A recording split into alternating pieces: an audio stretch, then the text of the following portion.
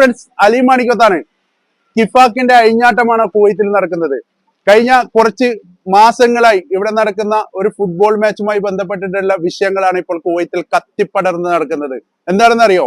കാരണം കിഫാക്കിന്റെ നിയമപ്രകാരം 35 മുതൽ 40 വയസ്സ് പ്രായം വരെയുള്ള ആളുകൾക്ക് അതിൽ 4 പേർക്ക് കളിക്കാമെന്നുള്ള ഒരു നിയമാവലി അവരുടെ ഇതിലുണ്ട്. അതിൽ ഫർവാനിയ ഫൈറ്റേഴ്സ് എന്ന് പറയുന്ന ഒരു ടീമിൽ ഒരാളെയും കൂടി ആഡ് ചെയ്യാൻ വേണ്ടിയിട്ട് കിഫാക്കിന്റെ ഭാരവാഹികളുമായി ബന്ധപ്പെട്ട സമയത്ത് കളിച്ചോളൂ എന്ന് മുമ്പേ പറഞ്ഞതിന്റെ അടിസ്ഥാനത്തിൽ അവർ കളിക്കുകയും അവർ കാർഡ്, അതായത് ഈ കളിയിൽ പങ്കെടുക്കുന്നവർക്ക് കാർഡ് ഇഷ്യൂ ചെയ്ത് കൊടുക്കുകയും ചെയ്തു.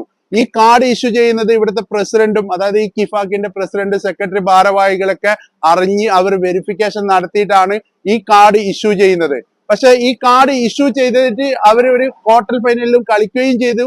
എന്നിട്ട് സെമിയിലും ഫൈനലിലേക്ക് എത്തി. ഫൈനലിൽ എത്തിയ സമയത്ത് ആ ടീമിനെ അവർ ഫൈനലിൽ നിന്ന് പുറത്താക്കിയാണ്. കാരണം എന്ത് എന്ന് ചോദിച്ചപ്പോൾ പറയുന്നത്, ഈ 40 വയസ്സ് പ്രായമുള്ള 4 ആൾക്ക് മാത്രമേ അനുമതിയുള്ളൂ, 5ാമത്തെ ആൾക്ക് അനുമതിയില്ല. പക്ഷെ ആ കാർഡ് എവിടെ നിന്ന് വന്നു? ആകാശത്ത് നിന്ന് വന്നതാണോ? അല്ലെങ്കിൽ ഇവർ ഡ്യൂപ്ലിക്കേറ്റ് അടിച്ചതാണോ? ഇവർ തന്നെയല്ലേ ഈ കാർഡ് ഇഷ്യൂ ചെയ്തത്? പിന്നെ എന്തിന്റെ പേരിലാണ് തോറ്റ ടീമിനെ ഫൈനലിലേക്ക് എത്തിച്ച് കളിപ്പിക്കുന്നത്? ഇതിന് വൻ പ്രതിഷേധമാണ് ഇപ്പം കുവൈത്തിന്റെ നാനാ ഭാഗങ്ങളിൽ നടന്നുകൊണ്ട് നിൽക്കുന്നത്.